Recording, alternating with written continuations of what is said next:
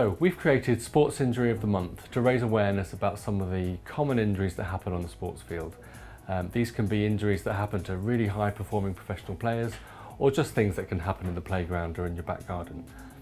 What we want to do is try and shine a light on just some of the common injuries, what happens to the body, what sort of treatments might be available, what sort of recovery some of these players or you or your children might make, and also a few pointers about when to take it more seriously. So if it's something that happens that you need to get help with straight away, then we'll highlight those sorts of injuries and what you might need to do.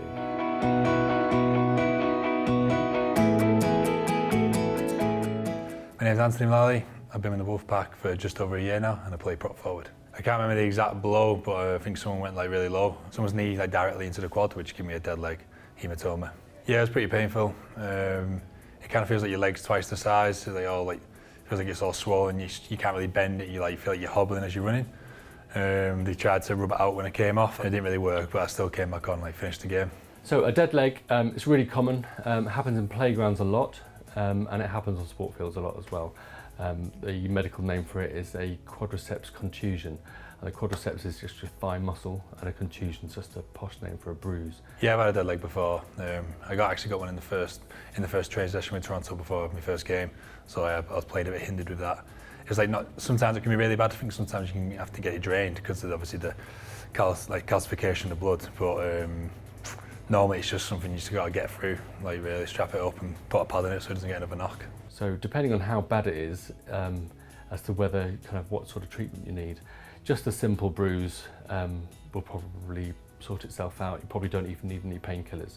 But if it's a bit more serious and it'll be really sore, perhaps it's more sore when you're bearing weight on it, then it's worth following the RICE rule. That's rest, ice, compression, elevation. So resting means stop doing what you were doing beforehand so you're not making it any worse. Putting some ice on, put ice on for 10 minutes every couple of hours for about the first 10 hours after the injury, which is quite a lot to ask someone to do, but it really works. It makes the injury heal a lot quicker, you'll be in a lot less pain, there'll be less swelling.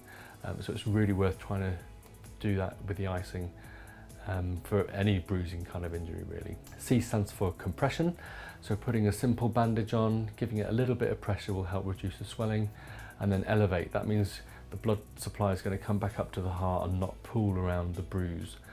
So elevating can help reduce the time that you're going to be in pain for. The main thing is just to keep it mobile. You don't want to push it too far, but you want to work within a range so you get in the movement in there, just getting used to moving at that range.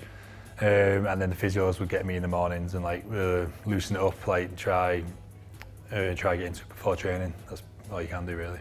If you have a really serious injury which leads to a very, very painful dead leg, but there's been lots of bleeding, and the bleeding happens between the muscle and the bone from just the blood vessels getting damaged from the blow or the injury. So there's been a lot of bleeding and you don't treat it, that blood doesn't go anywhere and it sits there. And in very rare cases, it can become a bit calcified, and we call that myositis ossificans. So it's really important to do the RICE treatment, rest, ice, compression, elevation. I felt it a little bit in the second cast game. It was lingering around a little bit, but after that it got back to its normal self. I was on non-contact in training for a little while just to avoid any bangs to it, but it healed pretty quick after that.